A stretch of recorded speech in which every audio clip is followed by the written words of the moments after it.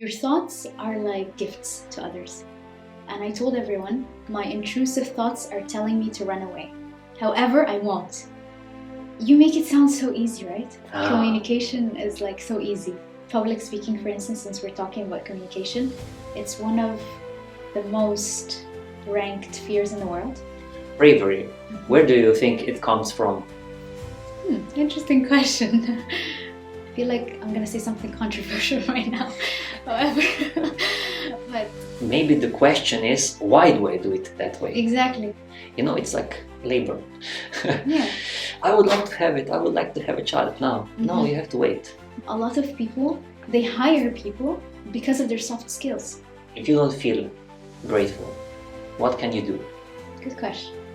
You know that physiologically we feel the same way if we are nervous or excited? When I'm working with a material, it is the same thing. I make a statement with it as you did when you started your talk. Yes, we're just in different fields and different expressions. That's it. That's it. Well said. Thank you. You too.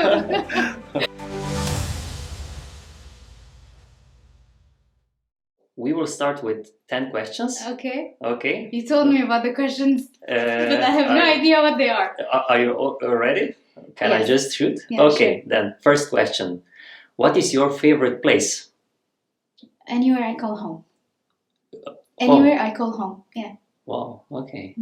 What place makes you uncomfortable? If I'm surrounded with negative energy, so it doesn't even matter the place. It's the energy of the place.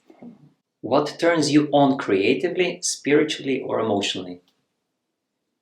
A lot of different things, but I think it's maybe the mindset and reading more, discovering more, learning more basically. It spikes my creativity. It wants me to be more into my spirituality. Basically learning, curiosity.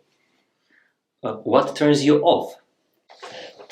Arrogance, not wanting to be open, closed-mindedness. This really doesn't, it stops me. What sound or noise do you love? The laughter of the people I love. Okay, what sound or noise do you hate? I have a pet peeve of people chewing very loud. So I don't know if this is considered what it is. It is. So chewing loud turns you off. Yes. What superpower would you like to have? Two things. Teleporting and learning all the languages in the world. If this would be a superpower. Oh, wow, no. I've never heard that one before. Teleporting. Yes. Yeah, I like that one. Okay. What do you fear losing the most? The people I love. What is beauty to you? Everything. You find beauty in everything, in all living things, and in not only in art, in the way that you read, in the way that you communicate, in the way that you do things. It's beauty all over. If heaven exists, what would you like to hear God say when you arrive at the pearly gates? I genuinely believe it exists, of course. A lot of things that he loves me. Wow, that's nice. Yeah. You see, Eva, you made it through. Thank You made it through. Yeah, I like the teleporting and beauty. Because imagine if you can teleport anywhere in the world. I have a lot of international friends. So can you imagine that in 1 hour you are in San Diego? My best friend is from there. Or maybe in Egypt. I have a lot of loved ones in Egypt that I would love to just visit instantly. So just being able to go from one place to another, this just sounds very nice. But that means, if you would teleport, that means that you would just jump from one place to other. Yeah. What about the journey? I like it. Of course, you discover a lot of different things. But I think the reason why I said it is because it resonates with me so much, because I've always lived abroad. And just being able to go to the people that you love, I think that was the first thought of my head. I mean, of course, learning and going through the journey is beautiful. But honestly, just being able to just go to someone that you genuinely care about, friends, family, it's a different feeling, I think. Yeah. Nice. I mean, I can relate to that. I would also like to teleport. No, I mean, where to? No, actually, no, I don't have a specific place. I'm not. I don't have like you have a wish that you would go to visit a lot of people around the world. But maybe I would visit places because I like places, architecture, and so. And a lot of times I don't like long flights. I don't. My body doesn't work well when on high altitudes. But I would like. I like the journey also. You know. So not just jump around. But yeah, it's the same concept, let's say, from one place to another. That would be nice, to teleport. But you would much rather have than the journey, or you would like to have it that you just instantly go to one place? It depends, you know. Okay. A lot of times, for example, as I said, I love architecture. I would like to visit, you know, a lot of architectural places. So then the teleportation would be very suitable to have. Yeah, sure. But if you go to Italy, for example, to Tuscany, you know, you don't want to teleport. You want to ride for an hour or two, you know, wind blowing. Yeah. So it's it depends actually. Yeah, this is okay. Let's. Where would you like to teleport first? Right now, in this given moment? Yeah. Yes, I would go to Egypt. To Egypt. What would you like to see there? I want to see, people. Okay. Yeah, it's definitely like my family and my friends, relatives, people that are like closest to my heart, my grandparents. It's very, when you have like genuine connection with people, I think it's all about the people. Like, and you've heard people say that a lot. That for instance, if you go to one place, it could be the most amazing place in the world. But if you don't have the people that you genuinely love or that you really care about, you're gonna feel that it's not the same. You can make connections. You have to. We thrive on connections. Yeah. But it might not feel the same. I get your point, because it's the same as in the family, you know. Of if course. you have a partner that you struggle with, it doesn't matter if you live in a castle. Yeah. But what about the culture? I love the culture. I love the Egyptian culture. I love the Arabic culture. I'm very proud of my heritage and my culture. I love the culture here as well. Like, Slovenia is my home, and so is Egypt. So both are my home. You know, it's a very interesting concept. So I'm basically... tell me about it. That's why I'm asking, because I know you have... Yeah, I will tell you. So basically, I'm a third culture kid, right? TCK. It's a concept that talks about people that have lived abroad, that haven't lived in their homeland, and they've lived somewhere else. For instance, I'm living in Slovenia, yet I'm not 100% Slovenian, nor am I 100% Egyptian, because I've lived away from my home. So I've built sort of like a community, and it started in high school. This community is that you are surrounded by people that are similar to you. For example, the people that were around me, they were from Japan, America, and they live in Slovenia. So it was like a melting pot of cultures, and we could resonate with one another. And this is like very beautiful, because then you would learn about new cultures, and this is one of the most grateful experiences I've ever had in my life, is to get this exposure. And I think this really opened my mind to so many different things. And I would really highly recommend to anyone, actually, that they would not only travel, but get exposed to these different cultures. That's why when you say if the cultures of course the cultures are different.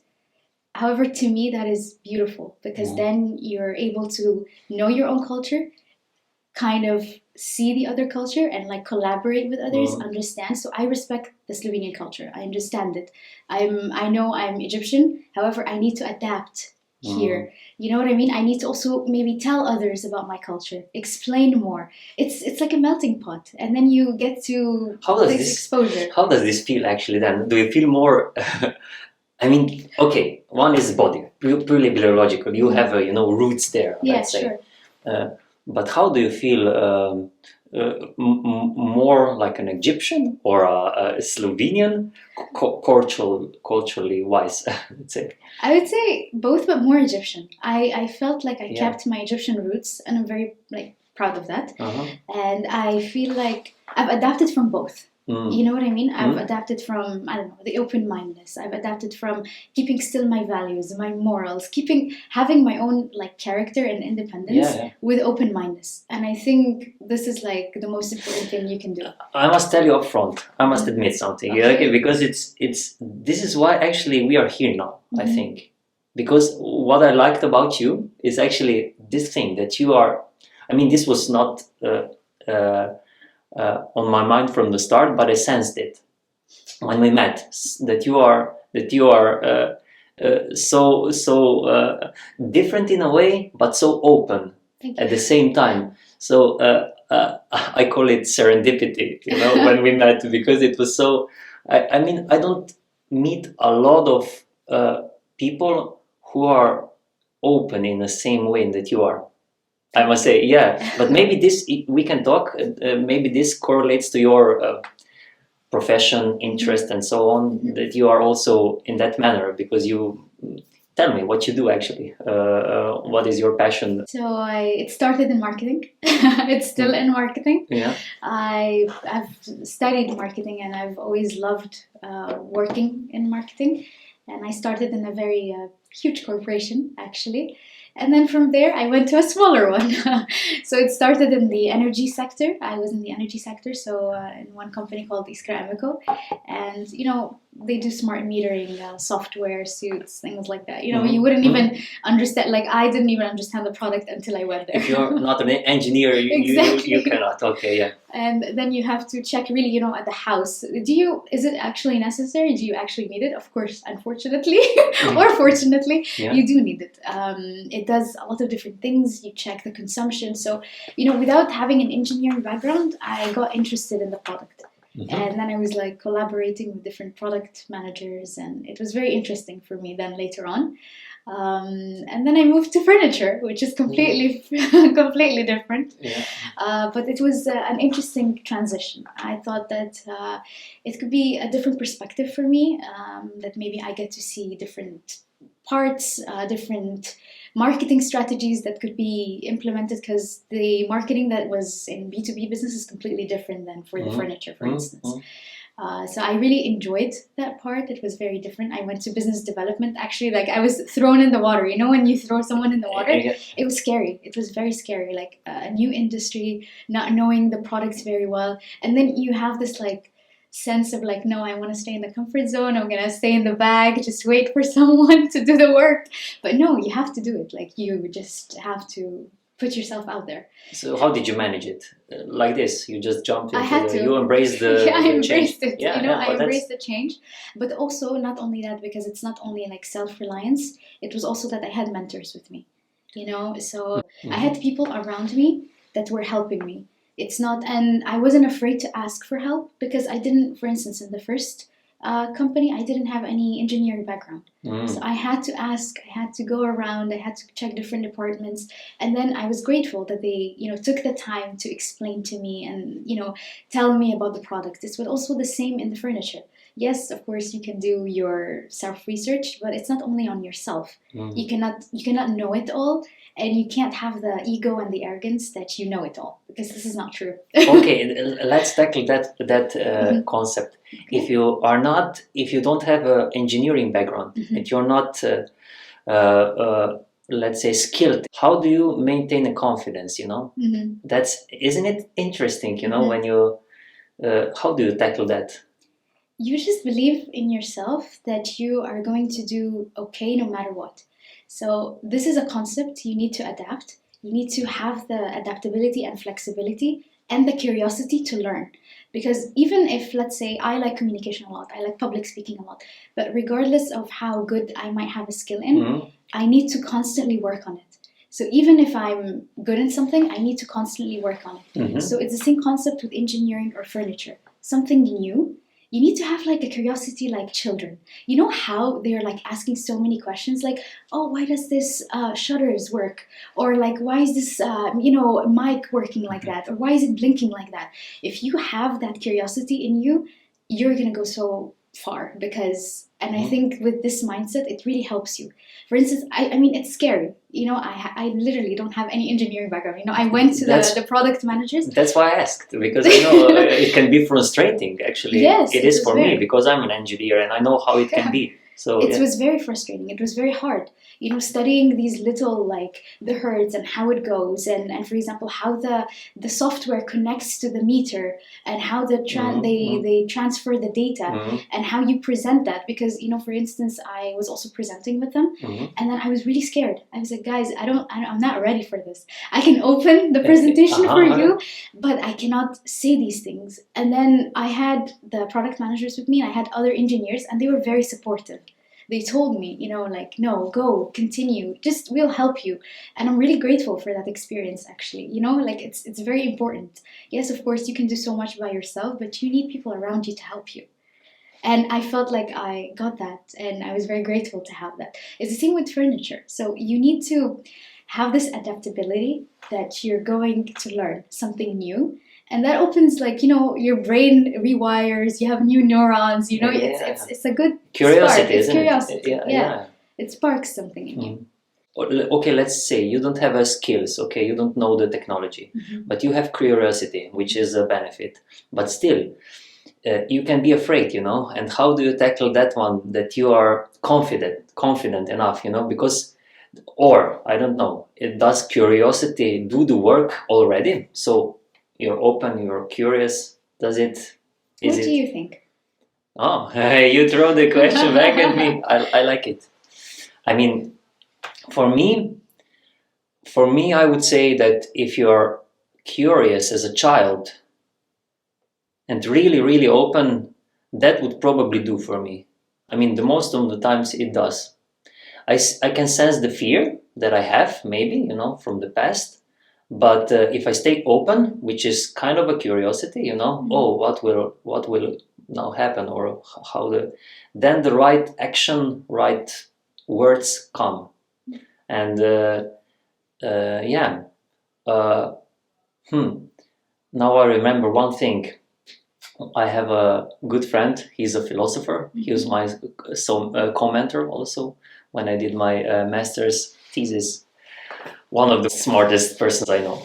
He's a philosopher, and he was always telling me, "You are a philosopher." And I was like, but this went for years, years, and I didn't pay attention much. But then one day I asked him, "What do you mean? What do you mean? I'm not a philosopher. I'm an architect. What do you mean when you say that I'm a philosopher?" And he said something very surprisingly. He said, in the essence, philosophy is about wonder. Like when you're a child, you wonder, you're curious. And this is the essence of the philosophy. So this is the reason why I call you a philosopher. And I said, yeah, well said.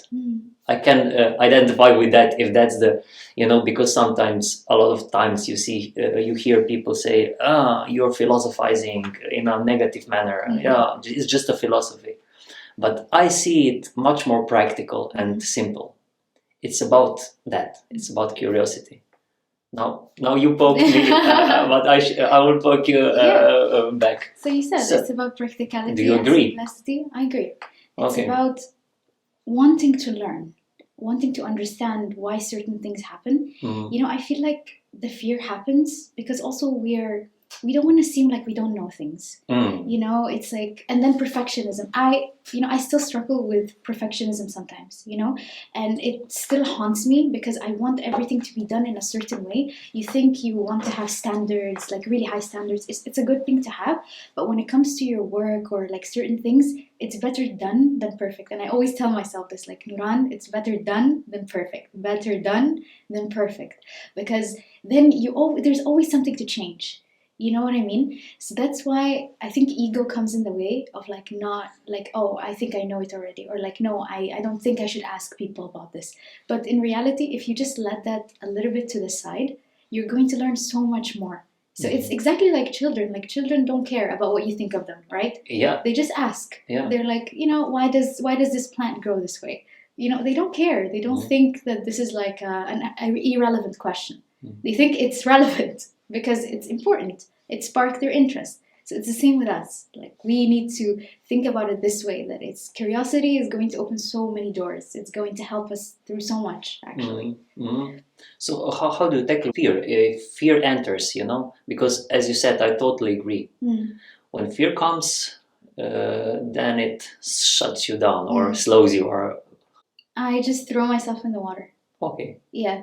And there's one thing that I've kept on postponing for the longest time, which is driving, for instance. I was scared. I was scared of driving, and I failed my exam twice. And then I completely got discouraged, and I stopped. And I waited so many years, and then this year I decided in January that I will just do it. I was terrified. The first time I was on the road, I was terrified. I was like, my hands, I could feel that they were a little bit shaky, which is, normal if you're scared. But the amount of empowerment and confidence I got after that just first hour, you don't even understand. Like, I was very, very happy that I did it. So I think when we feel the slight of fear, we need to just do it again. Yeah. And this is what I keep reminding myself that I also need to do. And then what everyone, should remind themselves as well, that you need to throw yourself basically in the water. This is probably related to bravery, that you're brave, because you can do this if you are brave, how to jump into the water. If you have fear, a lot of times people just, freeze. Yeah. But you have to be brave. Actually, I don't know concerning the driving. I don't know how it is, because I never struggled with driving. Okay, it was very easy for me, let's say. But I've learned how to fly. I've been a hang glider, and the same thing what you were describing happened to me when I wanted to start flying. Or actually, when you start to train flying, you start little by little. First you jump a few meters and so on, but then it comes a point. At least in my case, it was so that when you're ready, you're on the very high hill, on the mountain, actually, on 1,000 meters. Every bone, every cell in your body tells you, no, don't do it, stop, it's not natural, don't jump. Exactly. But yeah, you have to be very brave and trust into the skills, and that everything will work out. And then you just do. And it was, I still can remember the first time I jumped, I clenched I was tense for 10 minutes in the air, Sure. I was like tense. And then, I slowly relaxed. But the same experience, just as you were saying, just in the field of flying. So probably a lot of people can relate just on different topics, different areas. But what I wanted to tackle with you is bravery. Where do you think it comes from? Interesting question. I think from my parents. They have both done different things that to me, were very brave. So I think seeing them grow in a different way and tackling things and having like a different mindset really put that into me as well. And they were also very believing in me. They gave me a lot of like pushing into doing more things. And I think this really helps a lot. Of course, then you have to do it on your own. You're like self-reliant, but I think it's also the people around you and how they influence you, how they like push you to be your best, actually. And I'm really grateful that this has happened. And I can also imagine that maybe I think it's for you that also that maybe the people around you or really motivate you as well. So I think it's also very important who you surround yourself with, and not just think it's an easy task or not think or like sleep over it, but actually it's very important. Not only, of course, the parents, it's a different story, but also your friends and the people that you choose to let in your life. It's very important also who you choose. Yeah. But it's good to have from the start when you're young. So when you're 20, you already have this basis, this knowledge, these skills. I have a question for you. Yeah. How important do you think communication is? It's one of the essential things when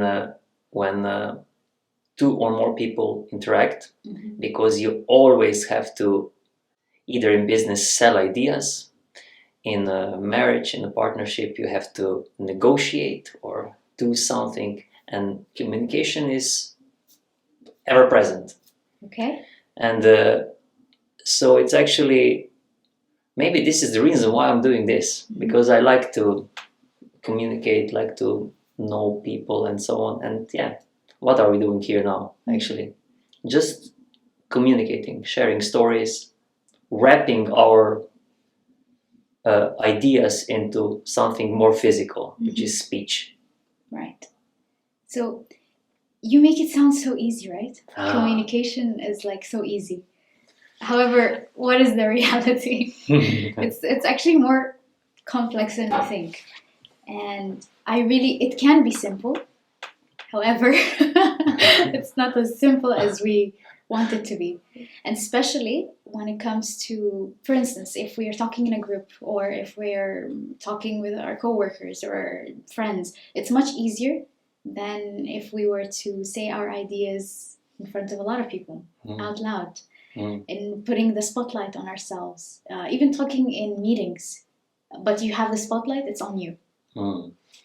You know that public speaking, for instance, since we're talking about communication, it's one of the most ranked fears in the world. I know. Glossophobia. I know that. There has been a lot of studies, also TED Talks concerning that. Yeah. And maybe just tell me more, because I'm very interested, and maybe I framed it that it's easy, which it is in a concept, but in reality, as you say, how do you actually embody it in different situations? That is a skill, which you are actually, it's your passion. Yes, it is actually. Yeah, why? Why? Honestly, I thought it's very empowering. Once you learn that skill and once you understand the importance of that skill, it's very empowering.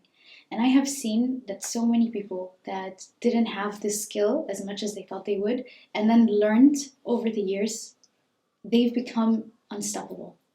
So communication and learning how to communicate, whether if this is in meetings, if this is like just communication with friends, networking, presenting, it's very, very important. It's like the cherry on top.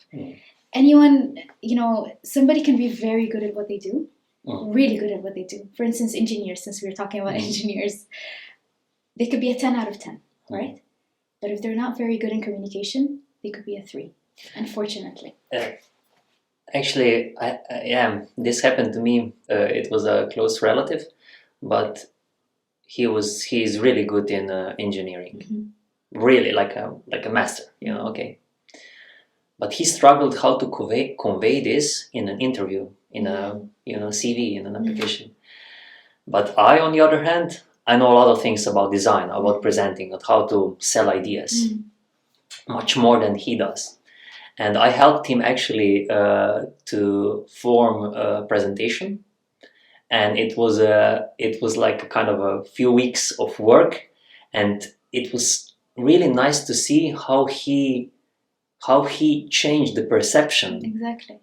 What this actually means, and then I enjoyed teaching him and doing stuff.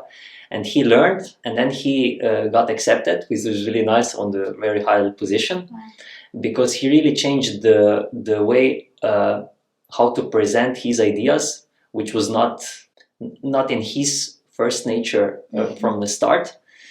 I still can remember how the slides, from the first, how his slides looked and how ours looked after we worked on them, and it was. The main difference was in the complexity, on conveying the complexity. He wanted to convey the complexity all at once, and then I guided him through no, you should just calm down, and this means not just calm down when you talk, when you speak, because you also speak with images, with presentation. When you have a slide, if you have a lot of things on it, it's too much to. We people are very simple, simple. You said complexity, right? And that he should calm down in the way that not only he presents himself, but in the way that he shows everything all together. This is a very important point, and a lot of people miss out on that, because the simpler you explain a complex subject, the better the presentation will be. So if I have a huge complicated topic, and if I can explain it to you in simple words, not using these complicated words, our brain is very, like the brain wants to, childlike. I just was about to say it. It really needs to see the things in a simpler way. This is, firstly, you've done a successful presentation if a lot of people can understand it. If you can explain it to a 5-year-old, you've done the job. Which is a known concept. We all probably heard at some point, but it's probably the hardest thing to do. To do, yes. So how do you actually deal with that? What helps? You can. One of the hacks that I do is that I write everything down. Okay, and then I see where is the complexity in, where are these like struggles or these like huge complicated words that I can simplify through my explanation. And then I can imagine myself explaining to different audiences. One of the most important things is knowing who I'm presenting to. So architects are different than engineers, than CEOs, than professionals, like professors, things like that. And then if you put yourself in a position where you're able to explain to different audiences, you got it. So I just need to understand how to explain it to different people. For example, I even imagined that I did it for children because I wanted to see my tone. I wanted to see how simple I can do it. And the more you practice, the better your presentation will be. I know that this is like, you've heard it all the time. However, it's so important because if you're present, if you know what you're going to do, if you know what you're going to present, you know your topic very well, slides don't matter, the technical problems don't matter, nothing matters. You're just there, you're presenting, and that's it.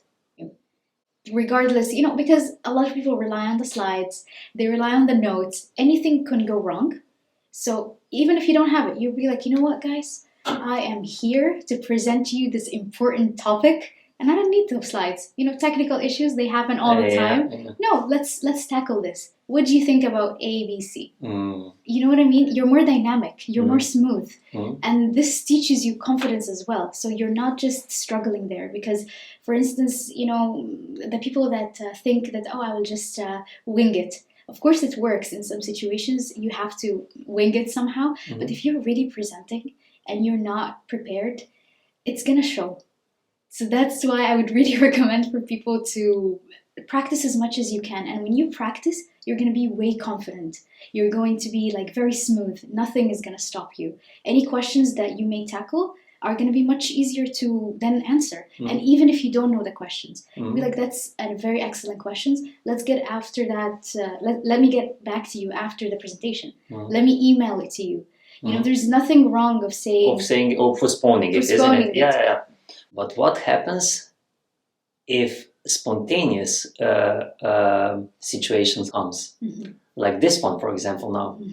How actually did you tackle this one now?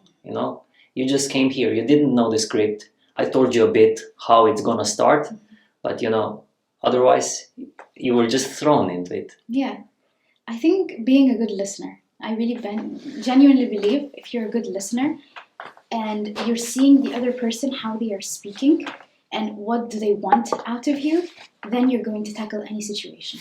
So this could be done in meetings. This could be done with communication in networking. This could be done anywhere. If you're a good listener, if you learn how to be a good listener, but you might ask me how then can I be a good listener? Because, nobody knows how to be a good listener. It's basically just really trying to be present and genuinely listening to the other person, not thinking of the dishes I have to do at home, not thinking of the dog I have to walk out, when I get home, not thinking about anything other than the present moment that you're in, and genuinely having interest in the conversation, not just thinking about other things, because this really also shows. If I'm speaking to someone, I can tell if they're engaged in the conversation or not, regardless of how hard they try to show that they're interested. Their mind is like wandering somewhere else. So I would just suggest you're genuinely present, listening carefully to what the other person is saying, and then answering based on that. Yeah, actually you were one of the few that I encountered. And really what I liked is that you actually can listen, that you listen, that you pay attention, which normally people, they don't. I must say. I don't know how you see if you surround yourself with people that mostly do, or tell me. I mean, it happens. There can be distractions, of course. We have a lot of things going on in our lives. Of course, definitely this could happen. I just believe that even if it happens, at least show the other person. Tell them, look, I'm sorry, I'm thinking about something right now. Can we get back to that? I'll call you later. I'll try. There's nothing wrong in doing that. And I think a lot of people are afraid to do that. Maybe that's why they don't listen, or they seem like they're not interested. But it's just, we all have things going on. We all have plans. We all want to do things. We're gonna go somewhere. We need to finish tasks. Also, stress can come a lot. We're all stressed for different reasons, and we have to also understand, give ourselves and others grace for such a case. However, it's not the easiest thing in the world. I know it's not. You just have to, just like any other skill, you need to train yourself to genuinely do it, and you want to actually do it. You know what I think? A lot of times we are scared of the silence, of the pauses, So we need to fill in the space. Yes. And so we constantly, regurgitate, have a mind diarrhea. Yeah. But this is very common in presentations as well. Yeah. That people are afraid of pauses. They think, I have to fill in the space because otherwise it's very uncomfortable. I want to go out. I want to say something. They're looking at me. I don't want to be in this situation. That you don't know, huh? Exactly, that you don't know what to say. In reality, it's the opposite. It actually shows confidence. It actually shows that you know what you're saying. You know what you're doing. So pauses are actually very, very important. Especially if you're presenting, especially if you're trying to say a powerful message. Maybe you've encountered this maybe in a TED Talk or in even movies. When they say a very powerful message and then they're completely silent afterwards. Whoa. Yeah. Now it just hit me very. I must, if I may, I must share one of the best scenes that still gives me chills because I'm very filmophile. I like movies and stuff. Study movies also. One of the strongest scenes I can remember is in Ben-Hur, Ben-Hur, the original one, is when Jesus is portrayed. And it's so powerful because the director chose brilliantly not to film him into the face, but the camera was from behind. And you could just see the reaction of the man he was interacting with, but he didn't say anything. So it was silent scene. He just moved up, and from the reaction you could see that he was very. He wanted to do harm to others. It was a warrior, or I don't know how exactly it was, but Jesus just stood up, and the camera was from behind, and it was silence.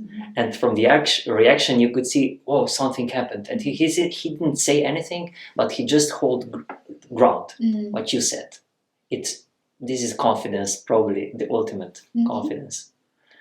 You're just there, standing physically present, and just waiting for others, to gathering their thoughts. And then we are very, as you mentioned, we are very curious. So probably when you watch that scene, you're also curious. You were so intrigued by what's happening. It's not a normal scene. Even, of course, it's portrayed in a very beautiful way, but you're very curious to see what is the situation, what's going to happen next. It's the same with us. If I stand silently and I'm waiting for others to wait for me, and then I'm like presenting, they're going to be like, why is she silent? Like, what's going to happen now? They're curious. We have a curiosity gap. We don't want to miss any information. So I'm going to pay attention to you. If you're silent, I'm like, why is he silent? What is he going to say next? It's curiosity again.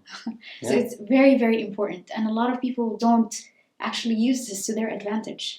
But probably it must come not as a forced act, and not out of fear, because silence can also mean, you're closed, you're silent, you're down. Probably, isn't it? It has to come from mm, from the core, from the confidence. It can be. But, for instance, what I have done before in one of my presentations, I was very scared. Okay. And it was the Speakathon. It was in Toastmasters, which is a very important organizations for public speaking. Yeah. The first thought that came to my mind, my intrusive thoughts, they told me to run away from the stage. And I actually said that. I said that out loud as a part of my speech. So explain that. Okay. You were what? You were presenting or Yes. doing a It was prepared talk? competition. Yeah, competition. And It was competition. Explain a bit more. Okay. How set the stage for me? Okay, I'll set the stage. Yeah. It was a competition, so we had the whole day. It was different types of presentations. So you had some table topics where they give you certain questions on the spot and you answer. Or you had prepared speeches. I was a part of the prepared speeches. You have it only for a few minutes, very set limited minutes. Okay, I had 5 to 6 minutes max. And you go up on the stage, and there were so many people behind me, right? And then they did the order. I was the last one. The last one is usually the toughest. You have to struggle waiting. Yes, I saw everyone go in front of me. I had the first one go up. The first and the last usually is the hardest. And then I saw people coming in, going and up. And I'm like, I'm very nervous, very stressed out. I'm trying to breathe in, breathe out. I did everything I could, actually. And then when it was my turn, I was so nervous that I told everyone in front, I was up on the stage. And I told everyone, my intrusive thoughts are telling me to run away. However, I won't. But you're trying to say that you didn't prepare for that. I did. It was a prepared speech. But also this sentence? No. This wasn't. This was just unscripted. Exactly, because you mentioned also fear, and maybe it gives you a silence. So I was there, I told them my thoughts, and I'm not even kidding, today everyone left everything they were doing and they started listening to me, not because I'm, this great, wonderful speaker, but because what I said sparked a curiosity. It was so authentic because it was true, And I can anything what you would do then probably wouldn't be as true as it was. And relatable. Because people don't want to be on the spot. Nobody would want, if I would raise my hand and I would say, who would want to take my position right now? Nobody would. You said that? No. I thought of it. Nobody wants to be on the spot. Do you remember when you were in school and the teacher asked a math question or a science question, geography, any question you want, and then you had to be on the board to solve it in front of everyone? This was dreadful. Everyone was slouching, avoiding eye contact, not talking, really trying to be in the back, and yet she chooses the people that who are usually hiding. So it's the same thing, but we grow a bit older. It's like a human nature. You don't want to be on the spotlight. You don't want to feel I have to share my thoughts now.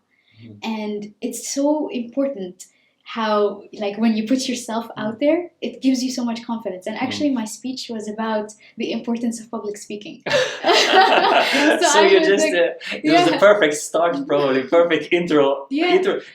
Say it again. What was the sentence? What was my intrusive thoughts are telling me to run away. However, I won't, because I have something to share for you.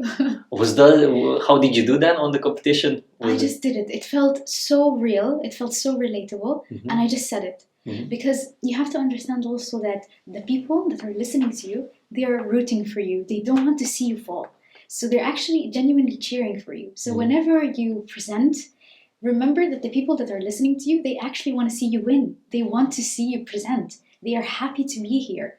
So it's you just have to rewire your thoughts that what you are saying is actually, it's like a gift to them. When you gift someone something, you're going to be happy. Probably people forget that it's actually kind of a dialogue. When you're talking and when you're a speaker, you may think that it's one way, that it's a monologue. But actually, we probably all can relate and remember times when we were looking at somebody and he was nervous and we felt nervous, isn't it? Yeah, and that comes to your point that we want others to do well. Then we feel well. Then we are empowered. Exactly. Isn't that interesting?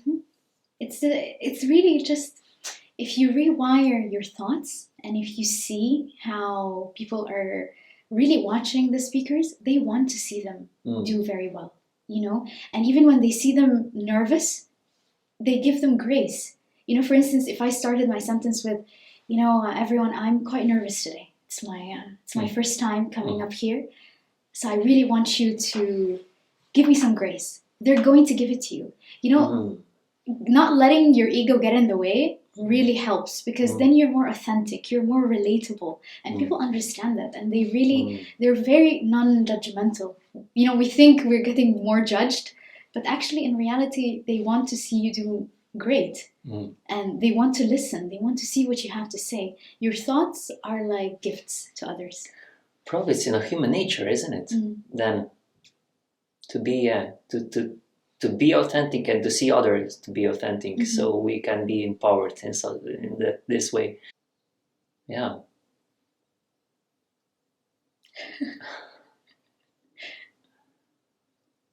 So what do you think? What when it comes to presentations and public speaking, you said you really like it, you enjoy it, and even when you had, you know, with one of the smartest people you know, and how did you feel? How do you feel now when you do it? Do you think that there's something you want to work on? Do you think that there is something you want to do more? Do you feel like you want to put yourself out there more? What do you think about this space? Actually, that's the reason why I'm doing this. It's just curiosity, and I just follow intuition, what comes. This is about a lot of my projects the same way. I just follow if I have a strong push to do something, and the fear comes because you are not up to the task from the start. This is normal probably for a lot of things, because you have to learn. But I enjoy learning, and I try to.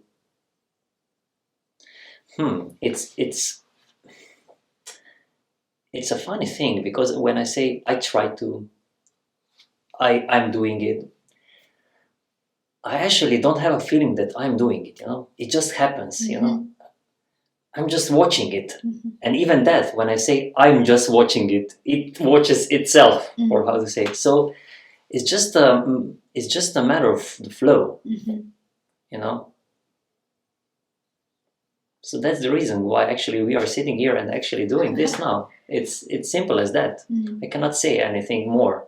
Anything that I will say will probably be off. And as you can imagine, I can tell you stories, a lot of stories, how it came to be, how I want to be, how I learn about it. Still to this day, you know, I've done a few of the talks now, and each time I learn something. But the point is that it's just a big flow, and it's fun to do. It's fun to do. However, for others, it's scary. They would much rather die. Can you imagine? Than stand in front of others. That's the reason why I asked you, you know, how you see, because you this is your profession, let's say, more than mine. But yeah, a lot of people I meet are in that way. That's also the reason why I wanted you to tackle the fear, the bravery, you know, you have to have that. It's easier said than done, of course. But I would really recommend for others who want to improve such a skill to rewire their thoughts. So rewiring your thoughts really, really helps. For instance, not only with communication, as you said, bravery, but when it comes to especially communication, because we've mentioned that it's a fear at the end of the day. And if you work on it, if you rewired your brain into different things, into different thinking, for instance, you know that physiologically we feel the same way if we are nervous or excited? It's exactly the same symptoms. Yeah. However, it's just about the thoughts. So for instance, whenever I get nervous, I tell myself, no, you know what? I'm very excited to be here. Very, very excited. And if that doesn't work, then I tell myself that I'm grateful to be here. Gratitude is one of the most important feelings that we can have. And it's a state. And it calms you down. It grounds you. So whenever I tell this to everyone, really, but having this gratitude state is going to help you so much, especially when you're presenting, especially when you're communicating, and also rewiring your thoughts in public speaking in general. For instance, if you go to a wedding toast and this is public speaking, now we're communicating, this is public speaking. Now when you meet your friends for coffee, it's all public speaking. You're just not aware that you're doing it. Yeah. You think it's just talking. It's not. It's more than that. And once you have that into your brain, like you're constantly rewiring your thoughts, it's going to be so much better for you. You're going to understand that it's not that huge fear that I have. It's actually this fear, just my brain is telling me that it's huge. And for instance, if I try to present to others and I'm very nervous, my brain is telling me I'm getting attacked by a tiger. It's the same, like it's a survival mode. But if you tell yourself, okay, look, I'm just presenting in front of people, I'm talking, it's going to be better than just telling yourself, okay, no, I'm dreadful, I cannot do this, I'm embarrassed. It's all about the rewiring of the brain. You mentioned gratitude. Mm-hmm. It struck me. Okay. So, why gratitude?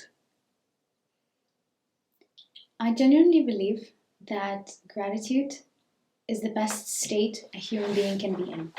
Let me tell you why. Please do, because it's really, yeah. Being happy or sad or having a different emotion, but especially when it comes to being happy, I feel like I'm going to say something controversial right now. However, but don't be scared. I will just say it. Yeah. Being happy, it comes and goes. It's the same with being sad. It's the same with being angry. It's the same with being experiencing any kind of emotion. But being grateful or having this gratitude state, it's more of a state, as I mentioned. Regardless of the situation you are in, you're grateful. Because there's always more things or positive things to look at more than the negatives. There's always something. Even if you think that it's all going negative, you have to rewire your thoughts again into looking at the blessings you have, at the positives that you have. It's not the easiest thing in the world. And let me tell you, I struggle with that, of course, just like anyone else. The negative thoughts, they come, the overthinking comes. But getting yourself out of that is going to help you so much and is going to put you in a gratitude state regardless of how you feel. So if I'm feeling happy, if I'm feeling sad, if I'm feeling angry, of course, let the emotion come. I'm not saying you should suppress your emotions. I'm not saying you shouldn't experience it. No, experience it, feel it, tell yourself I'm sad right now, but I'm not like a sad person, for instance, In reality, I'm a grateful person for whatever this experience is going to teach me, and then continue seeing it in a different way. And I think that's why I feel like gratitude is the best thing anyone could have, or the best state a person could put themselves in. I can really, it resonates with me, actually. I do it probably inherently, or it happens inherently, but I can imagine, for a lot of people, they are not in that mode. But can you force that, actually? Can you force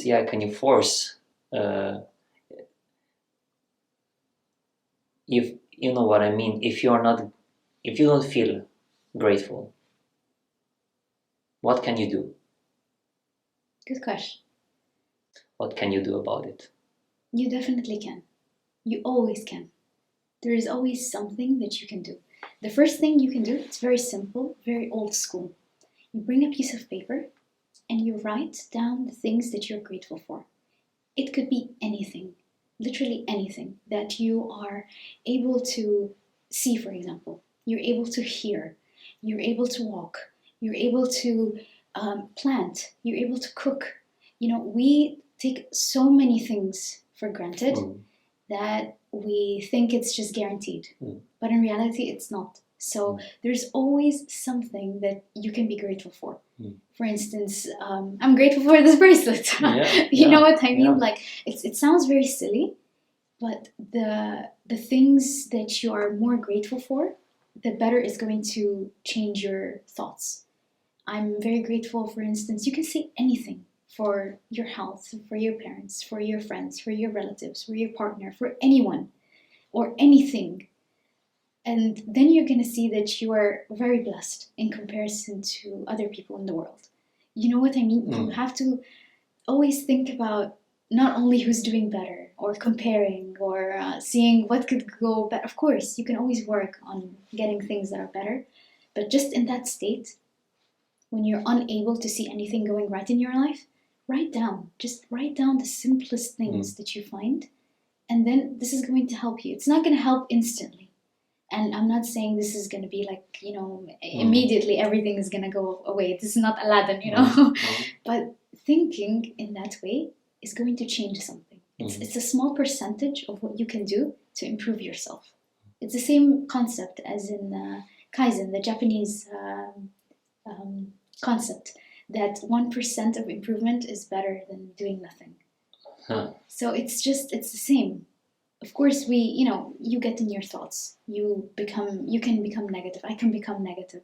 But this is really the number one thing that has helped me. And I know a lot of people that do it, and it really helps. Of course, it doesn't help like that. Just understanding the concept helps. Yeah.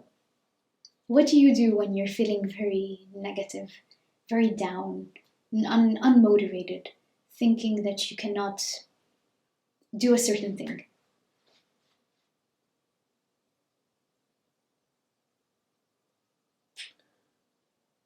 In the past, a lot of times I tried to do something and it felt forced, Now it usually happens that it's in the same manner as if the storm comes. What do? You sit it out. You wait. You watch. You're curious. Maybe look. This normally happens in my life. So I just wait it out. Exactly. That's the same concept we were just talking about. Yeah. Feel it, and then sit it, and then see what you will go or what you will do after. It's not the easiest thing in the world. We have to admit, all of us, it's not the easiest thing. But I think it's a very important concept of what you can do. Yeah, and in how I see it, it just happens, and then a lot of times I don't write, but I'm grateful in my mind. I just say to myself, "Oh, I'm so blessed to be here, to do that, to have relationships as I do, to be able to work on the projects that I love." But at the same time, I'm also grateful on the other spectrum, when something really hard happens. It may not be in the moment, because if you're in the middle of the storm, you don't say, "Oh, the sun is shining on me, how nice it is." Yeah, of course. And I also don't say to myself, "Yeah, okay, the sun will come. Oh, I have to just..." No. I'm grateful at that moment. Maybe not at that exact moment, but gratefulness comes later, after the storm comes a bit.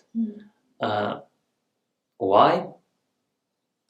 Yeah, because it shows me some aspect of life that I didn't see before. And that is probably connected to what we spoke earlier, curiosity. That you're curious, but you don't pick. You don't pick that that it must be positive only, because then you are discriminating against what may be at that moment. So curiosity about everything, what hits you. That I feel it's so powerful to feel, to be in. So it doesn't matter actually if it is positive or it's negative. 1 year ago, I had a really struggle with something, with personal life and so on. And I just, later on, I just felt so grateful for it. But not just for that situation. Actually, if I look back, maybe you can tell me how do you see that when you look back at your experiences? It's the same for me. I am very grateful it happened.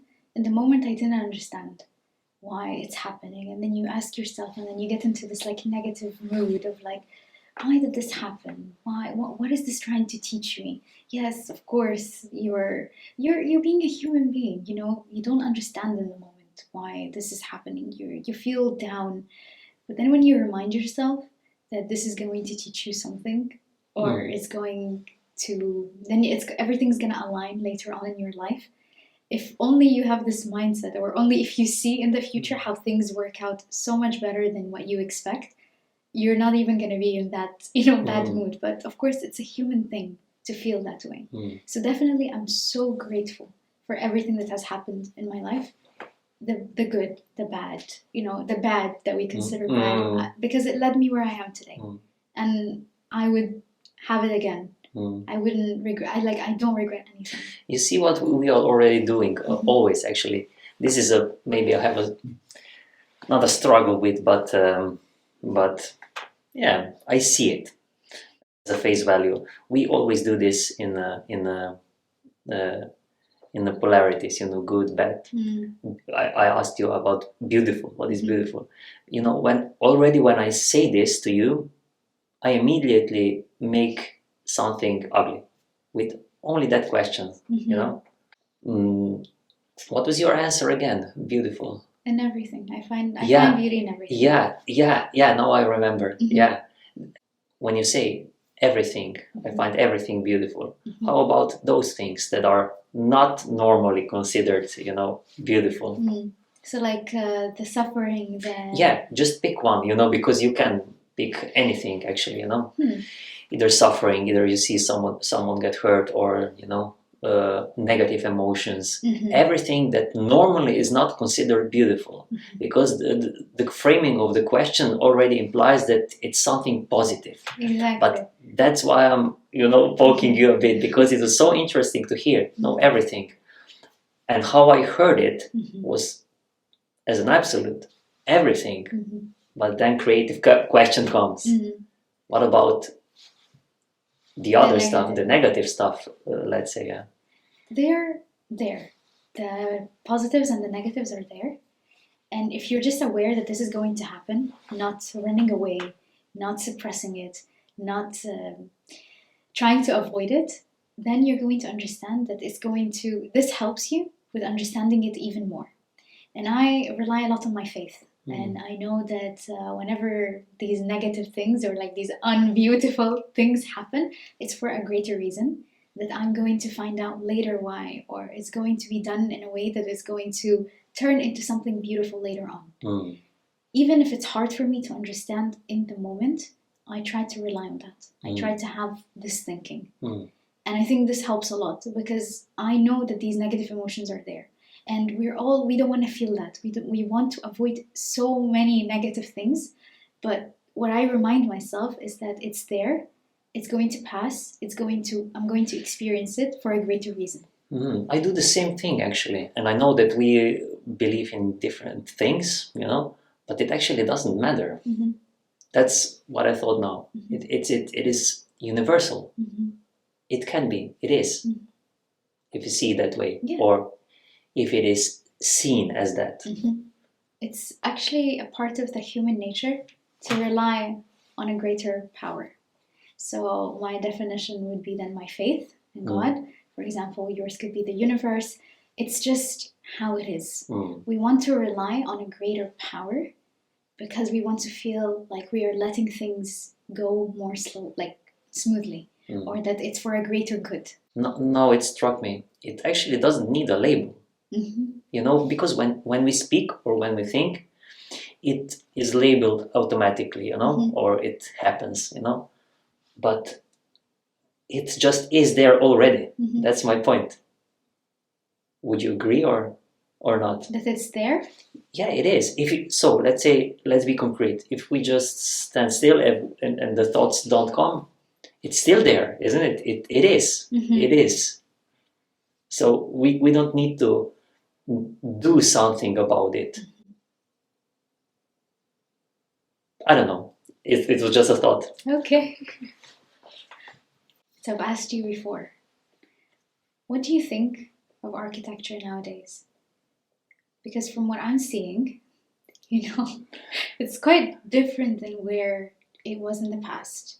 Now we go to these monuments around the world and we're fascinated by it. Not that now it's not good, it's quite different. What do you think has happened? Like, why do you think this shift has happened? What kind of shift specifically are you referring to? Because I know you're poking me a bit because Yes. I'm an architect and I have a lot of things to maybe respond to. Mm-hmm. But what specific would you? It's more modern now. Mm-hmm. It's slightly different than what it used to be. Now, before it was like you have a beautiful building that's one of a kind. Mm. Now you see, at least from my perspective, I'm not, an expert in that field, but from what I understood is you see more modern architecture. What do you think of that? Why do you think this shift has happened? That it was more like very like one of a kind buildings like you see in France, Spain, and now it's like more modernized, thinner even in the space, more spacious. It's just different. What do you think from your perspective has happened? We are much more global village actually, and because of that, the knowledge, the materials, a lot of things are at disposal at every moment. And with that, positive things come, which maybe that we can share a lot of materials, ideas, do a lot of different things. But with that also confusion comes, because in the past maybe you could see this in a vernacular architecture. Vernacular means that it's home architecture. Yeah, it's local. It's from the people. It was very simple, very grounded, and it was inherited from generation to generation. And this gave architecture really depth. Nowadays it's very shallow. A lot of it is very shallow. So when people talk, and if I'm not talking with a professional, I'm talking with a simple person, a lot of people say it's generic. And this comes to the same notion. It's shallow, it's fast, it can be anything, Today you can do anything at any time, almost. You have restrictions, but before you have to rely on the basic stuff, which was what? Materials, basic materials. And how did you do it? With what you knew, and you inherited the knowledge. So that's why I also like to refer to the past more than to the modern times now. I take benefit from the modern times. I like it very much. I like very much technology also, and to include it as much as to be concrete, I wouldn't draw with a pencil the drawings because it would take me ages. So I do with computers, with 3D models, with AI now. But at the same time, I am very much aware that I have to be grounded in what I feel has depth, which is probably a lot of times in the past. So I take my resources from there, and then I just, again, wait and see how it strikes me and how do I incorporate all of these forces into something new. So you think incorporating both forces has helped? So nowadays, it's even better because of the help of AI and the technology. Of course, it's more efficient to complete a project, to get some ideas. However, you need to go back to the roots and the depths of where it was inherited from different cultures or the different places and bring that together. So you think the success of architecture is mixing both? For me, it is. Let's take, for example, it was really well said, but I'm a concrete person and like to show it. Actually, the chair that we are sitting in here on, it took me 1 year to do, actually, to develop, to model. And one lady, and at the exhibition where we actually met, asked me, what did you do for a year with a chair? You could buy one. You could do one, do. You could, have one in a minute. You can go just to buy it in the store. And then I slowly explained what actually was happening during that time. And what was happening was that to make a chair, it's as simple as anything. You could do it. If you can use some tools, I give you boards, you could do a chair. But to do a chair which is not just functional and not just beautiful to look at, to see at, but it has something that I call timelessness. This is really hard to do. Hard meaning that it just doesn't happen that way. The idea happens. The idea flows into you like that. But then you have to embody it, meaning you have to bring it to life through physical things. Why to you, is this the mix of different ideas and the depth and the technology? Is this to you the real architecture? Is this how you see architecture? And then you mentioned the chair. So to you wanted to say something related to the chair? How important it is, how long it took you, that it's not that simple, something related to you being concrete? As we said, I use both forces, let's say, both modes. So the modern tools and so on, but I have to be very grounded in that what we call past, the depth and the timelessness. Otherwise, as I said, you could do chair like in a week, So basically you wanted to explain to the lady at the exhibition, it's not like, even if it took me a year, to you it was important. It was an investment in your time and energy because you wanted something that was timeless, correct? That's exactly, yeah. And I approach my projects the same in that manner. All of them. To the point I can, I'm always influenced by other forces. Sometimes I have clients, sometimes I don't, and so on.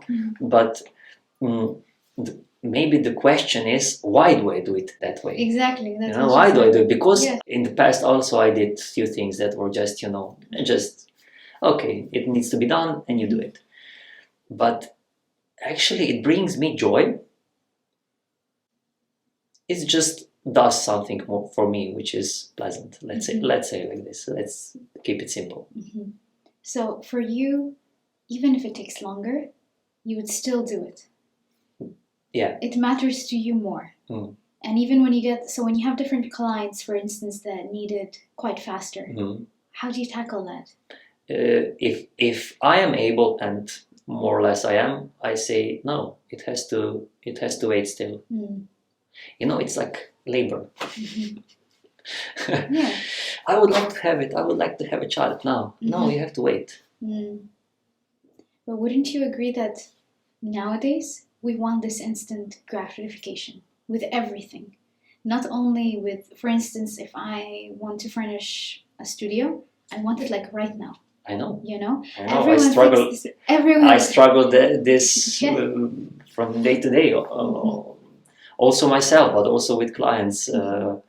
Everything needs to be fast. Also, I am a bit that way. Also, I like to have it fast. Of course. So I don't, I don't want it to take long. But no, I'm very cautious of how processes go, and that I don't force them.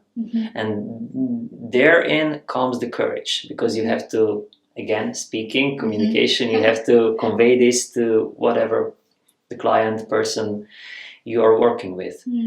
And from I try to work with people who understand from the start that if we are too much off, then I cannot work with. Also, I cannot actually we are doing it right now. I cannot talk in that manner if there is not an openness, Actually, we are doing it now. We are doing now not a chair, but we are doing a similar thing. Because we are in the same sync, let's say, I like to do it and it flows. And it's not a struggle. I don't know how you feel about that.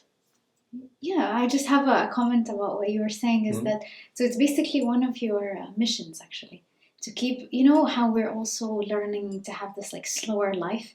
I feel like you're also applying that to your work. You want things to take their time. You want it to be timeless. You want it to really not just give out something for the clients, just something simple or fast. You just want to give also your hard work and dedication, even if it takes longer. And I think also when you're in search for those clients, you need to align with them, whether this suits you, suits them, and then you collaborate. Probably it boils down to the authenticity, you know. That's the reason why I said it's the same. When you are talking about speaking, it's actually this. It is the same, and I'm not just paraphrasing. It is. It's when I'm working with the material. It is the same thing. I make a statement with it as you did when you started your talk. Yes, we're just in different fields and different expressions. That's it. That's it. Well said. Thank you. You too. No, but it's interesting. Yeah, it's nice to reflect on these things because a lot of times they pass by and you just and you maybe see from a different angle some of the things. Yeah. How is it with you? What is your concern in architecture? Why did you ask that? Honestly speaking, because whenever I visit any historical city, let's say, okay? So I was in Madrid, I went to Paris, I went to the way that the architecture is done, and then also, for example, Iran, like different cultures. I know what you mean because I like the culture from the Middle East as well. The you know, the way that the buildings were built is so different. And, you know, mentioning that you also mentioned depth, I felt that way too. And they didn't have half of the things we had nowadays when it comes to the technology, when it comes to the information, when it comes to so many things. And yet they built timeless things that lasted. And now we have all the tools. And yet we're more or less diverging into this like simpler. Yeah. There's nothing wrong with simpler. Everybody has different tastes, but I'm just like thinking out loud. You know, I said I'm not like a professional when it comes to architecture. It's just a thought of mine that came. That's why I wanted to. But ask you. It's not just about the materials. You know, when you say timeless, what do you actually mean? That's the reason why when you asked me about modern architecture and how I see it, I intentionally didn't want to say about the style or the material because it's not about that. I try to explain that to a lot of people. How I see it, you know, we have this famous our architect, the greatest architect in Slovenia is Plečnik, considered, you know, Plečnik is the greatest one, the biggest one. And then in US, probably the greatest was and still is considered Frank Lloyd Wright. They lived at the same time, but you can see they have totally different styles. And probably if they would meet, they would clash like with the philosophies for sure. One liked the decor and to have a facade, you know, Plečnik was all about that. You have to be like clothing. You have to cover the building into that it's beautiful. Frank Lloyd Wright was the opposite. No decor, but the decor or the added on things have to be natural. They have to grow like a plant from the earth. So completely different philosophies. Also, they manifested completely different. But what they have the same, and what I actually like, and what thrills me when I explore, is something that it's inherent in manifestations of those buildings, that it's beyond material, beyond style, beyond culture. So you see, this is the timeless that I'm talking. That it's not just sustainability, as they say today, you know, that it has to sustain physically. No, it's much more subtle, you know. A lot of times I say, even if the greatest buildings wouldn't be built, so they weren't built actually from Plečnik, you know, the famous not the capital but the parliament, wasn't built. but we have it on the coin. We have it on the coin. So the building that wasn't built, we have it on the coin. So why? So the vision is timeless, you know. So it goes beyond the style, it goes beyond times, and even if we forget it, just the energy of it, it's so strong, and this is what I am interested in. This is what I like to explore, and this is what I like to also bring out when I do my maybe material things or this now, you know. So you want to leave like a stronger message, basically. You don't want to just do the current project. You don't want to go with what's trending. You don't want to just do something. No, you want to leave a message. You want to keep that vision. You want to have that energy, as you mentioned. Yeah. I see. Yeah. You want to leave like kind of like a legacy behind. Yeah, but don't get me wrong. I'm not stuck on it, you know. I don't put this notion on a pedestal, you know. Okay. So I'm open to it. This means that I'm not stuck on that philosophy, let's say, or a notion. That's the reason why I said it actually I can explain it. It's just the mode of being, let's say, that is here, comes through me, and it's just nice to acknowledge, to see, to talk about it, you know. But I don't make of it as it should be like that. I have to be like that. Then I make it into goal. That actually is not timeless anymore. Okay.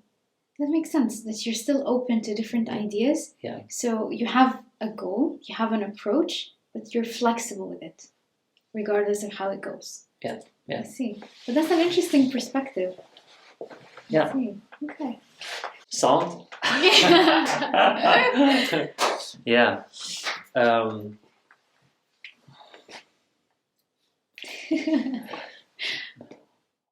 Let's just say I have to say it. I'm really grateful that you came. Thank you. This is one I actually wanted to, but I didn't want to interrupt you when you were talking about. Thank you. I'm really grateful for that sharing that you. Thank you. I'm grateful to be here. I have a question. Why did you come actually? I wanted to have this discussion. I thought it was an interesting idea, of the idea that you're also starting a podcast and you talked about it so passionately, and it seemed like it's a great start, you know, and I would love to, of course, help. And I really like the idea, I like the conversation, and that's why I really wanted to do it. I was grateful for the opportunity.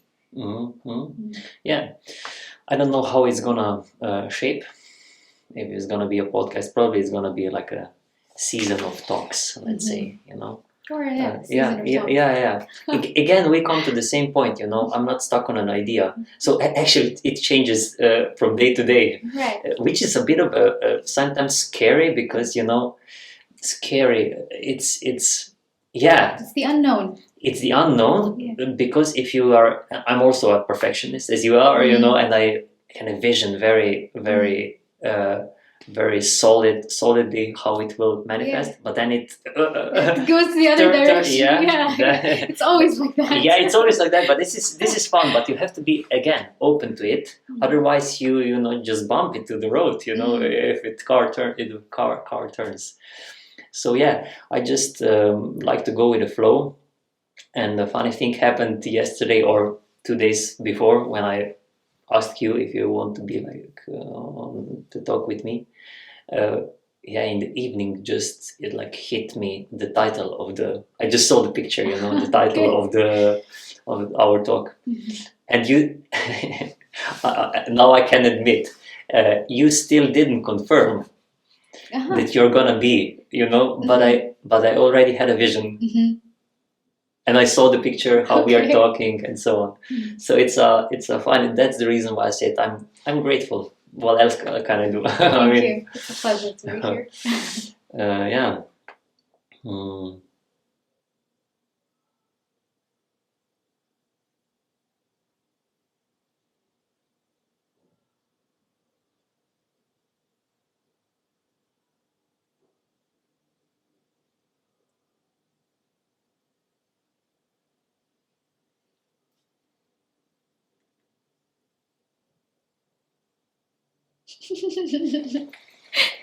You're thinking about a lot of things, I see.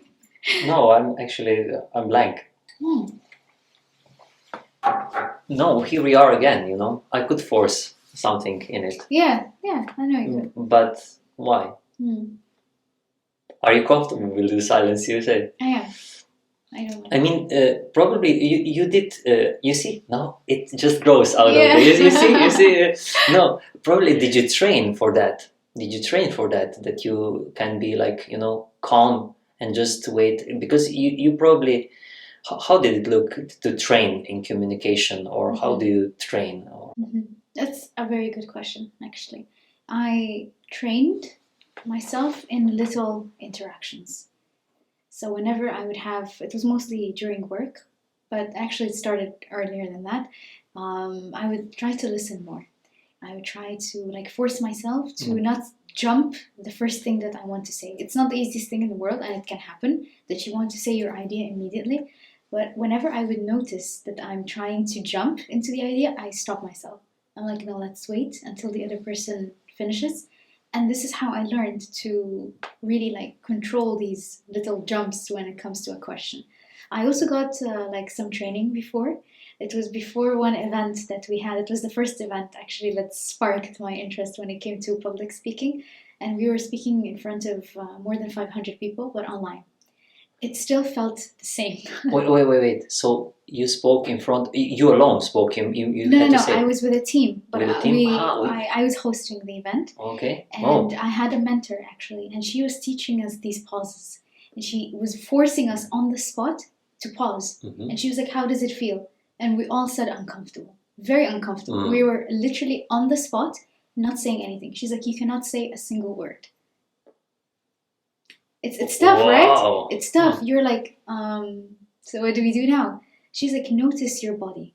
Notice how you're going to interact. And then it became a little bit easier. Yeah.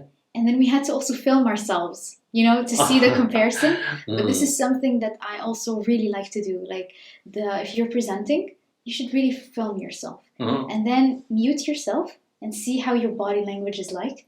And then just focus. The second step is to focus on your voice. So you're seeing how your tone is. You're seeing your body language. It's a lot of different things. So it's like you train yourself through different things. You can do it on your own. You can check we have now the technology. You can now check with the phone. You can check with the mirror. You can record yourself to be on time. There are so many things that you can do in order to improve your speaking.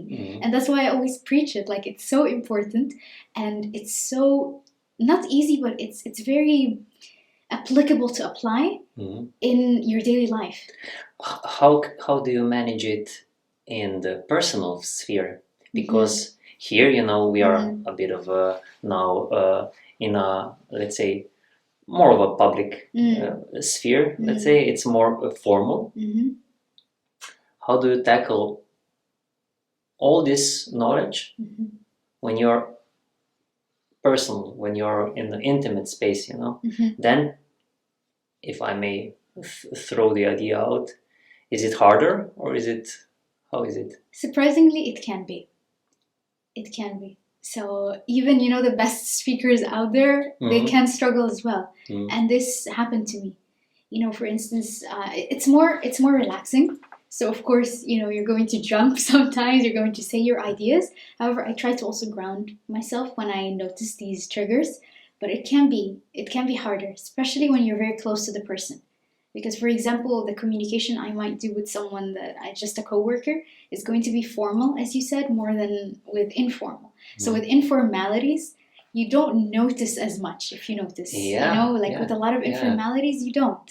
And this can be, harder for me sometimes. Even though I notice it, and I'm like, okay, Nouran, you need to really listen. You need to see the other person. And it's very important to do that.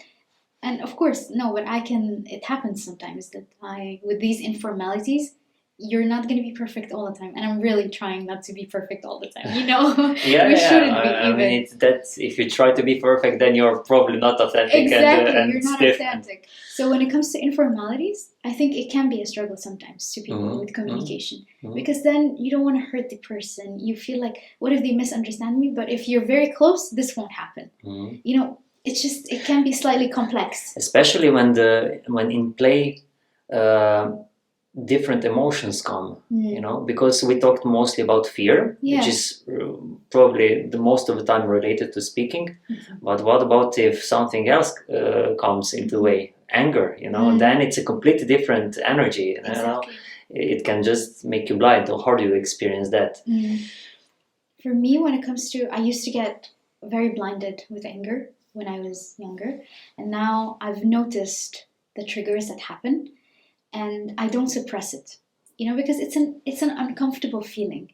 So even when it happens, for example, if I'm talking, let's say, to my sister, because we're very close, and I'm very angry, I'll tell her, let's talk about this later. Right now, we are getting very heated, because I know that we can reach a very heated argument. It's so easy to rely and just realize that you're going to get heated. But if you notice that you're getting angry, if you stop the conversation and tell the other person, hey, look, I think this is not the best time to talk. Let's calm down a little bit and then we can communicate. This is much better. Are you in the situations that you are not able to do it, to verbalize it like this, because the other person would not understand it? For example, this works very well, and I do it a lot. That I say, okay, let's just cool down. We shouldn't maybe talk now. But what if you're in situations or in business meetings or in the business relations where you meet people that are they get angry, or you get angry, and you cannot just throw it like this, we'll do it later. We'll do it business. That's true. How do you tackle that situations? The best thing you can do is to think that this is not personal. You look at the person as that you're just observing them. You know what I mean? So you're getting angry right now. I'm gonna observe you. Especially this is in the professional setting. And I think to myself, this is not personal. And I try to remind myself that this person is trying not to get angry. Even if they're angry at me, it's still not personal. It's something that's that triggered them, that caused this behavior. So I try to observe so that I can basically be like a sponge. I'm trying to absorb the situation so we can then focus on what to do later, or talk about it, or say what's going to, or circle back. This is like the professional saying. You know what I mean? So I think the best way to tackle this, from my point of view, is to absorb the situation and observe the other person. Then it's going to be a little bit easier for you to do it. When I got angry, for instance, in a situation, I tried to anchor myself. I was like, okay, I'm in a professional setting. This is, even if it's a personal matter, I cannot just blame it on others. This is because it's easier. It's easier to just throw the blame on others. Somebody's late, I don't know what has happened. And then you put even more fuel into the flames. Exactly. So there's no point. I try to feel the emotion. I'm like, okay, I'm angry right now. It's an emotion I'm experiencing. And I'm going to see what I can do later on with it. You know what I mean? But I don't suppress it. I don't try to yell, or I try to, you know what I mean? When you notice it, then it's going to be much easier instead of suppressing it. But probably, would you say that you were brought up in that way, also in that kind of environment, or not? That it fostered that kind of behavior?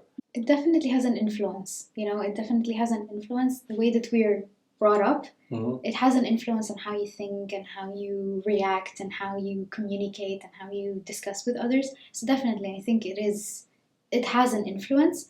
However, I think once you're into that different situation, you see that you have to act in a certain way. For instance, if I'm in a meeting and I get angry at something, I cannot discourage the other person and tell them just leave the meeting or leave. Yeah, that was my point. You know what I mean? Let's talk it over the next week, and then the business is over, and then the business is. You know what I mean? Finished. So it's you have to. It's like a soft skill that you need to work on. That's why a lot of people, they hire people because of their soft skills. If they know that they have emotional intelligence, this is one of the top skills that employers look for.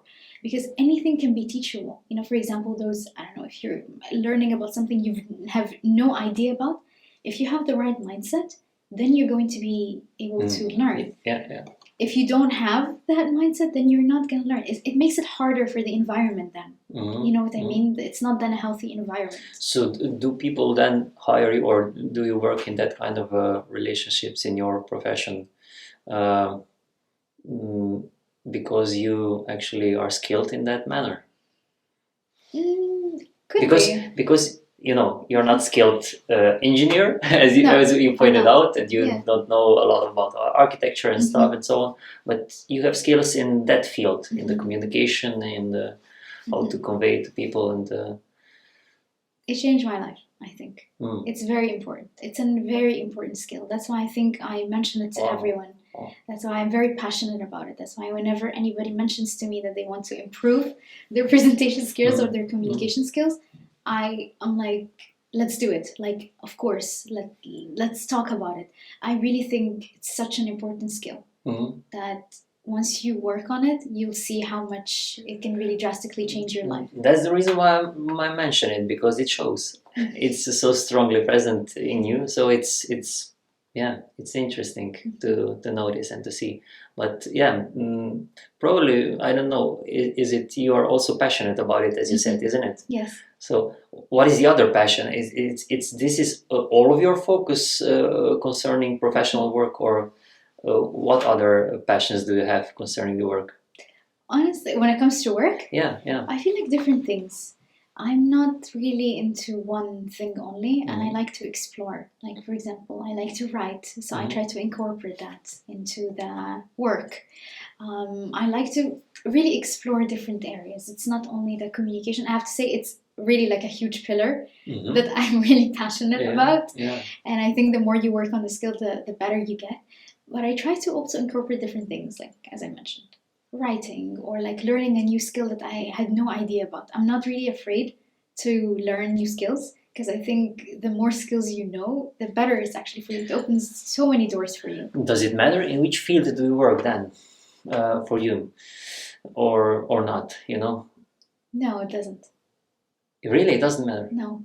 Wow, so this is actually all enveloping concept for you. So communication and this relationships and so on. So it can be either, as you said, technology or furniture, or it could be food. I don't know. Exactly. Oh. I think it's so important to see different industries, so you're not just only in one. Of course, you can establish yourself in one and be a very well-known leader. This would be great. If you're not only in one area, I think it opens the doors for you. And I think that's why it's important to do that. I genuinely believe it opens so many doors for you. You get to explore different things. You get to learn from the start, again, a different industry. And I think that's why I even moved industries. Yeah. What do you think about changing industries? Do you think it's a good perspective? Does it open your eyes? Or do you think it's completely deteriorating your career? It happened actually to me, not now, but a long time ago, because now I'm pretty much grounded in architecture, design, how to shape physical environment. It happened to me when I was younger. I changed high schools, and it happened like that because I felt I have to change the profession, let's say, and it was scary at that time, and it was something that people usually don't do. That's the reason why I also ask you, because we have maybe similar experience in that. And I met a lot of people that when I, for example, changed jobs, few of them told me, "Oh, lucky you, we are stuck here and you're going." And I said, "But who is holding you back?" And they didn't had a nice answer. It has to do with courage, and you have to just follow the intuition. I think that's one of the most important things you can do. Yeah. Is to follow your intuition if something does not feel right. And at that moment, I was very happy with the team. I was very happy with the people that were surrounding me, and it was more like a comfort zone. I I liked most of the departments, really. I was like involved with a lot of them. You know, they're like, oh, here we go again, this marketing girl that wants to take videos, that wants to communicate with us, that wants to interview us. So you can imagine I was like going up and down all the time. So you didn't go because you didn't like it, but because of it was stale or something? Yes. I needed to grow in my career, and that's why I moved. I thought it was just a step, not because I didn't like the environment, not because actually I liked it, and I should have maybe stayed, you know, if somebody was in my position, if they're very comfortable. However, I wanted to grow more. I saw more in terms of career. I wanted to see like different opportunities. I wanted to widen my horizons, and that's why I actually moved. And it was very emotional for me, actually, because the team was great.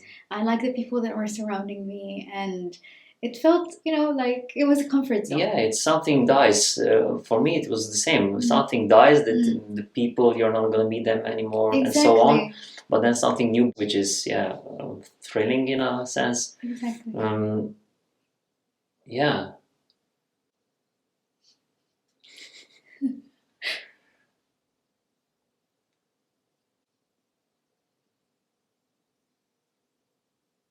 This is reminding me of one, I just have to say it, of one talk.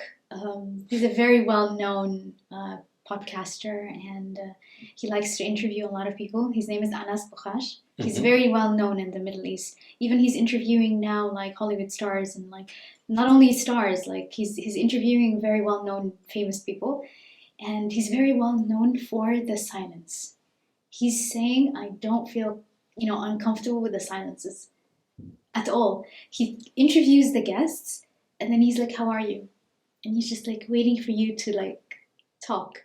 So this is reminding me now of the silences that we have of him, like basically the interview and how it goes. He's a very, very good interviewer, and the guests he brings are very interesting as well. So they could be actresses, content creators, influencers, football players. Yeah. And how do they deal with the silence? They speak. Yeah. And they're also, some of them are silent, some of them, they speak more. Yeah. But the idea is that he doesn't feel uncomfortable being silent. Yeah. Yes. But we're doing it very well.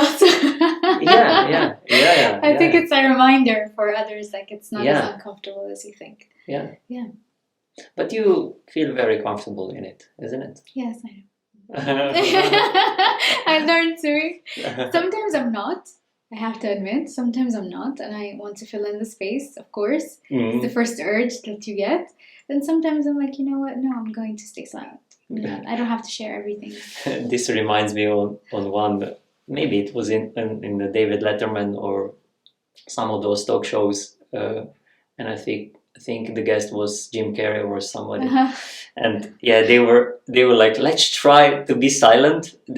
It was an act, but let's try to be silent. And when people, this was, I don't know, 10, 20 years ago, when people were still watching the television, and they asked, they said how odd it will be when someone will come to our channel and we will just be like silent, and they tried to be like for a minute or a minute, just sitting there watching. It's very weird. And it can be funny. Actually, it was funny for the people because it was so out of context, because it was a talk show. You have to talk, you have to entertain, but entertainment was just silence, and this also reminds me. I've talked this with Peter about silence, because I studied it a bit.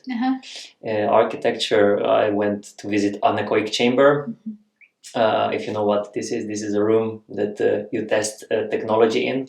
Okay. And so it has no echo inside. It's padded with foam, and then you don't hear anything except your body and stuff. Oh wow! Yeah, and people entertained this notion a lot. It's famous.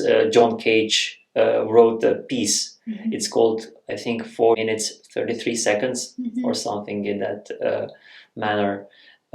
And the piece, it's a symphony. It's a piece, the music, and it's written down as a silence. So you have a sheets of music which are blank, and then the people perform also this piece in the hall, music hall.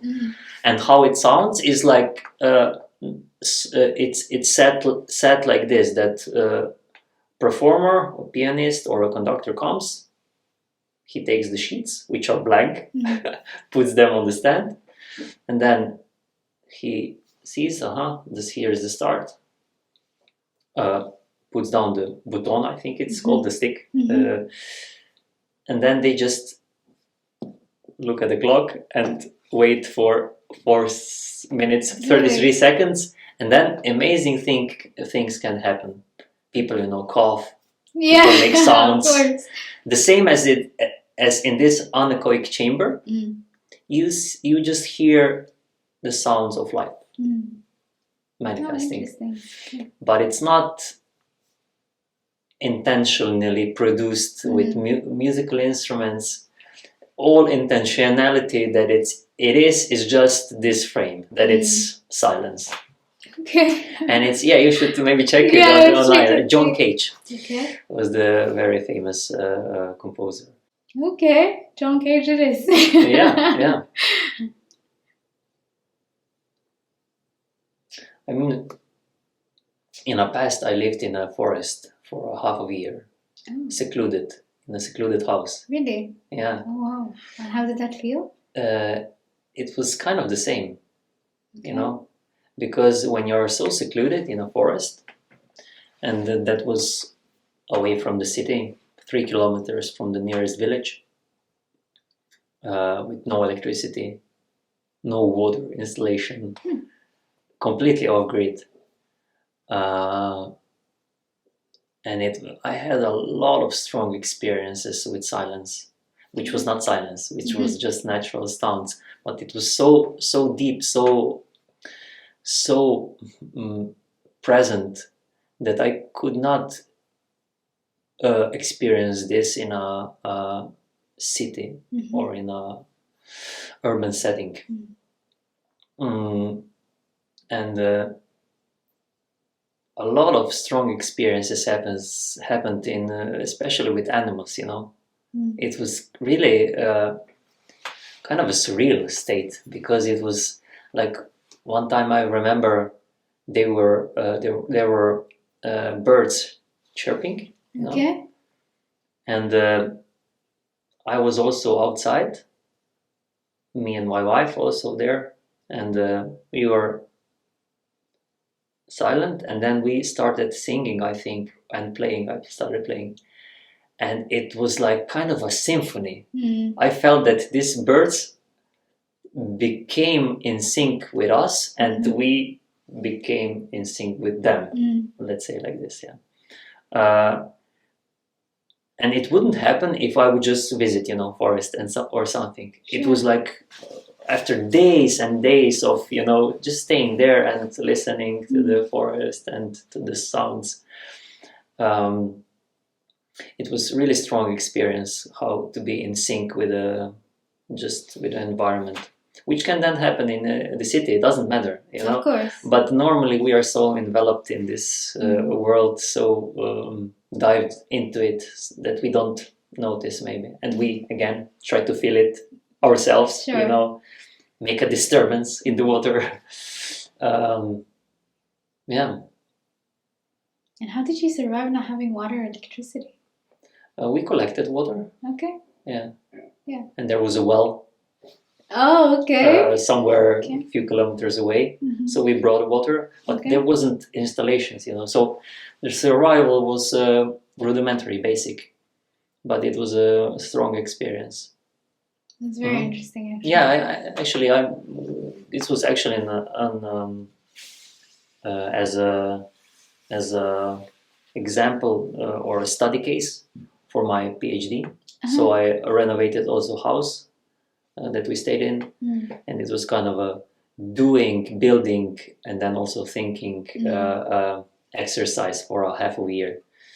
Really changed my life to a point. Oh, that's an experience. Yeah, it was. But people see it a lot of times as a maybe nostalgia, or the you know, we want to have that kind of experience. Yeah. But it shouldn't be forced, because it has to come naturally, you know, and it's not for everybody to experience it. Yeah, sure. Yeah, these strong experiences always, they became part of us and are ingrained in our psyche, and but it's nice to have them, because then you can have a reference point to the other stuff in life. Yeah, maybe we could end on this point, that this is a reference point, this one now, for other points. Yeah, sure. Yeah. And to maybe wrap up, that you mentioned bravery a lot, you mentioned communication a lot, and how the importance of architecture now. So it's like we covered several points. Yeah. And I think it's important to dive and remind ourselves that we could anytime rewire our thoughts and rewire our brain. Yeah. And gratitude. I'm grateful, actually, again, that you've been here. So thank you. So am I. It's been a nice time. Same here. It was a pleasure. Yeah. Thank you. Thank you. Yeah.